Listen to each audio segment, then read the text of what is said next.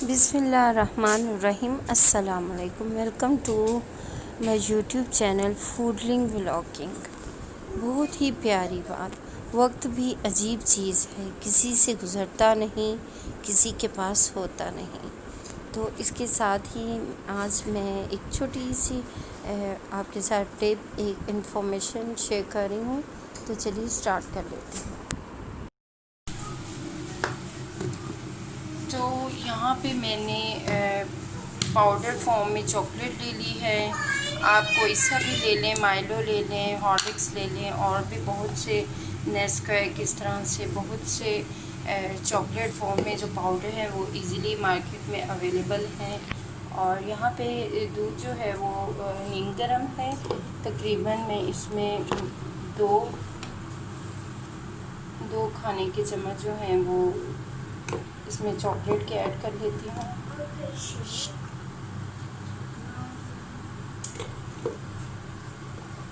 तो नीम गर्म दूध या ठंडे दूध में अगर हम चॉकलेट डालते हैं तो वो मिक्स करना थोड़ा सा मुश्किल हो जाता है, इसलिए मैं इसको हैंड बीटर की मदद से अच्छे से बीट कर लेती हूँ।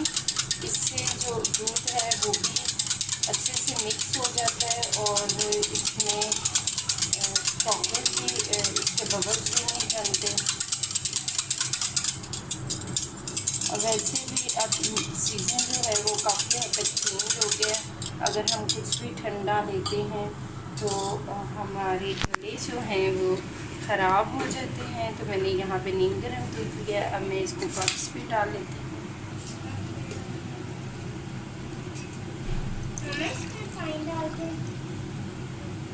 चॉकलेट बन जाता है ना।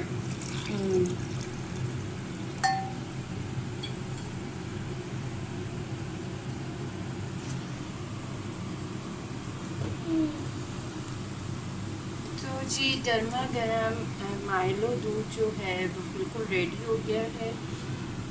तो उम्मीद करती हूँ मेरी ये छोटी सी जो है एक इन्फॉर्मेशन, एक छोटी सी टिप जो है वो आपको पसंद आई होगी कि जब हम माइलो को या किसी भी पाउडर, चॉकलेट पाउडर को हम मिल्क में ऐड करते हैं तो वो अच्छे से मिक्स नहीं होता। तो उसको मिक्स करने के लिए मोस्टली हैंड बीटर का यूज़ किया जाता है।